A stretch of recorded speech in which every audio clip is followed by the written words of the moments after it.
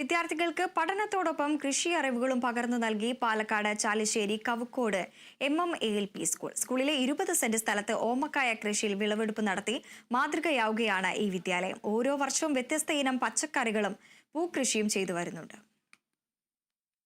വിത്തുപാകിയാൽ കിളിർക്കുന്നതെങ്ങനെ, ചെടിയായി വളരുന്നതെങ്ങനെ എന്നൊക്കെ പുസ്തകത്തിൽ വായിച്ചു പഠിക്കാം, ഡിജിറ്റൽ മാധ്യമത്തിൽ കണ്ടറിയാം.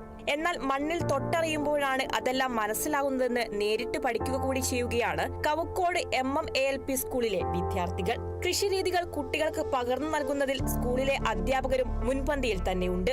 30 തൈകളിൽ നിന്നും 100% വിളവ് ലഭിച്ചതിന്റെ സന്തോഷത്തിലാണ് വിദ്യാലയം. 1/2 കിലോയോളം തൂക്കമുള്ള 100-ലധികം പപ്പായകളാണ് വിളവെടുത്തത്.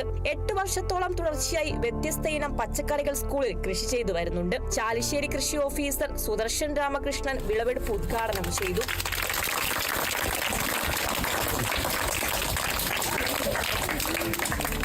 MMALP കോഴിക്കോട് സ്കൂളിലെ ഈ കൃഷി ശരിയും പറഞ്ഞ് നല്ല രീതിയിൽ തന്നെ ഇപ്പോൾ ചെയ്തിട്ടുണ്ട്. ഇനി നമുക്ക് കുറച്ചുകൂടെ നല്ല രീതിയിൽ ചെയ്യാനുണ്ട്.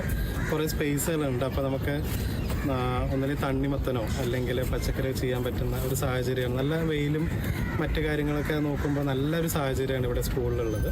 നല്ലൊരു അന്തരീക്ഷം, കുട്ടികളും അതുപോലെ തന്നെ നല്ല ഇൻട്രസ്റ്റഡ് ആയിട്ടും പിന്നെ ടീച്ചേഴ്സും എല്ലാവരും ഈ കാര്യത്തിൽ ഇൻട്രസ്റ്റഡ് ആയിട്ടാണ് ഞാൻ മനസ്സിലാക്കിയത്.